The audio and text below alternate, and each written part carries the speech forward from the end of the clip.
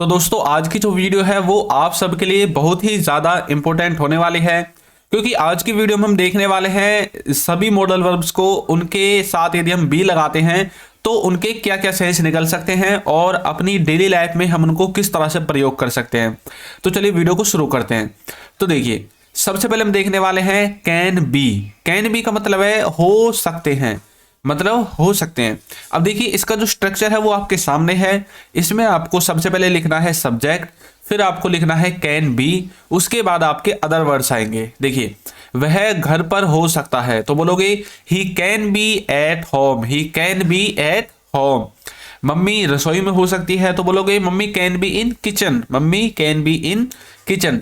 तो इसी तरह से कोई कहीं पर हो सकता है, उसको यदि आपको बताना है तो आपको सिंपली कैन बी का यूज कर देना यदि आपको पक्का पता है।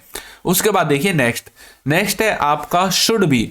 शुड बी ये सबसे ज्यादा यूज होता है। इसका मतलब होता है होना चाहिए या फिर रहा होना चाहिए। ये दोनों ही इसके सेंस है। कई बार आप बोलते हैं ना, उसे तो वहां पर होना चाहिए, उसे तो पढ़ रहा होना चाहिए, उसे तो खेल रहा होना चाहिए।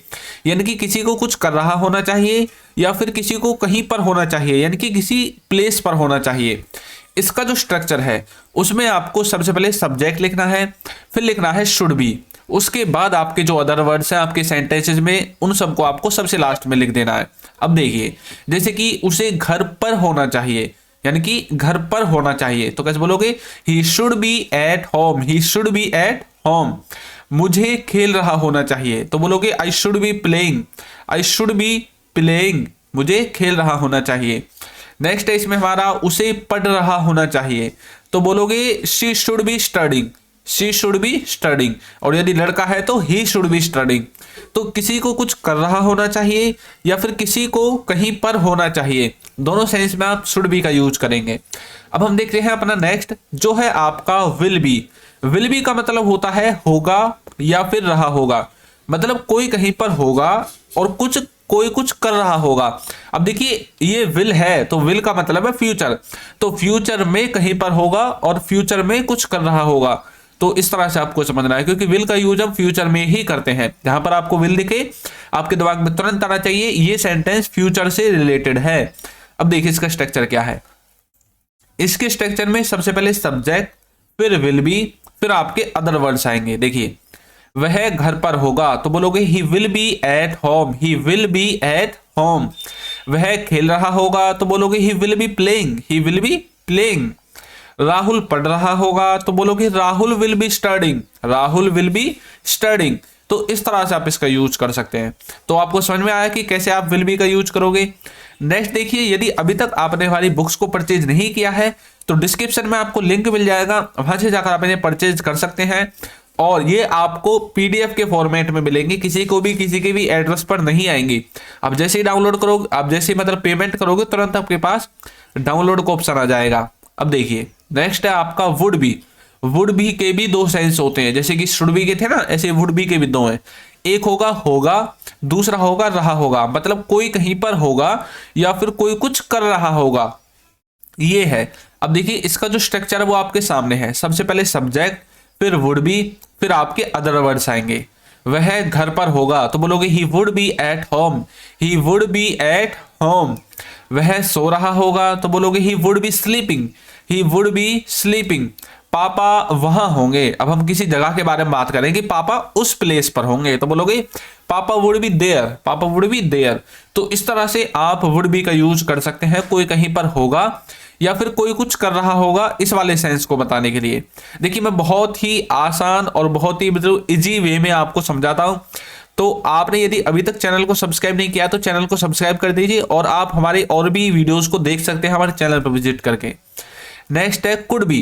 कुड बी का मतलब होता है हो सकती है या फिर हो सकती थी, लेकिन दोनों को हम कुड बी के द्वारा ही बना सकते हैं। जो हो सकता है हो सकती है, यानी कि इसको हम प्रेजेंट में भी यूज कर सकते हैं, पास्ट में भी यूज कर सकते हैं।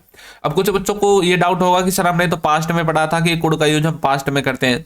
तो देखिए, पास्ट में भी होता है और प्रेजेंट में भी होता है। प्रेजेंट में जब पॉसिबिलिटी बहुत कम होती है तब हम इसका यूज करते हैं, और बाकी वो सेंटेंस पर डिपेंड करता है कि वो प्रेजेंट में सेंस देता है या फिर पास्ट में। इसमें सबसे पहले सब्जेक्ट आता है, फिर कुड भी आता है, फिर आपके अदर वर्ड्स आएंगे। देखिए, यह खतरनाक हो सकता है तो अब आप इसमें प्रेजेंट के लिए तो बात कर रहे हो, पास्ट के लिए तो बात नहीं कर रहे ना। यह खतरनाक हो सकता था, तब आप पास्ट के लिए बात करते। अब आप प्रेजेंट के लिए बात कर रहे हो, यह खतरनाक हो सकता है, यानी कि खतरनाक हो सकता है लेकिन ऐसा नहीं है कि खतरनाक ही होगा, तो पॉसिबिलिटी कम है, तो बोलोगे it could be risky, it could be risky, इस तरह से।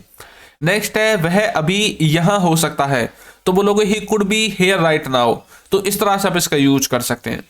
नेक्स्ट है मस्ट, मस्ट के साथ यदि हम बी लगाएंगे तो इसका मतलब निकलेगा जरूर, यानी कि जरूर।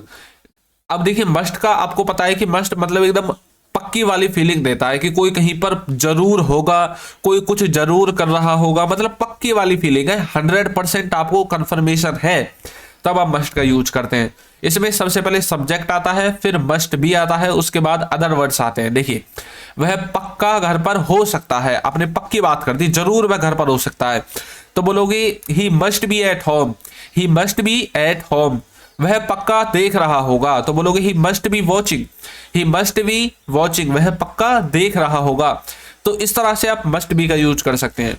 नेक्स्ट है आपका मे बी, मे बी का मतलब है शायद, अब आपको पक्का नहीं पता, आप 50-50% में रह जाते हैं। इसमें आपको सबसे पहले सब्जेक्ट, फिर मे बी, फिर आपके अदर वर्ड्स आएंगे। देखिए शायद वह दुकान पर हो सकता है, शायद वह दुकान पर हो सकता है, तो बोलोगे he may be at shop, he may be at shop, शायद वह जा रहा होगा, तो बोलोगे he may be going, he may be going. Next है माइट बी, अब माइट बी क्या होता है, इसकी संभावना मे से कम होती है। अब मे में तो थी 50%, लेकिन माइट में और कम हो जाती है, यानी कि 20-30% मुश्किल से बचती है, यानी कि बिल्कुल लो पॉसिबिलिटी है। अगर कोई माइट लगा बोले तो समझ लेना कि मतलब पॉसिबिलिटी बिल्कुल कम है, भरोसा करो या ना करो ये आपके ऊपर डिपेंड करता है। उसके बाद देखिए इसके जो स्ट्रक्चर है उसमें सबसे पहले सब्जेक्ट, फिर माइट बी, फिर आपके अदर वर्ड्स आएंगे। जैसे कि शायद ही वह घर पर हो सकता है, तो कैसे बोलोगे he might be at home, he might be at home. Next है शायद ही वह खेल रहा होगा, तो बोलोगे he might be playing, he might be playing, शायद ही वह खेल रहा होगा। तो इस तरह से आप माइट बी का यूज कर सकते हैं। तो दोस्तों वीडियो आपको कैसी लगी है जरूर बताइएगा, और यदि अभी तक आपने हमारे चैनल को सब्सक्राइब नहीं किया है तो चैनल को सब्सक्राइब कर दीजिए, वीडियो को लाइक कर दीजिए और एक अच्छा सा कमेंट करना बिल्कुल ना भूलें। Thank you.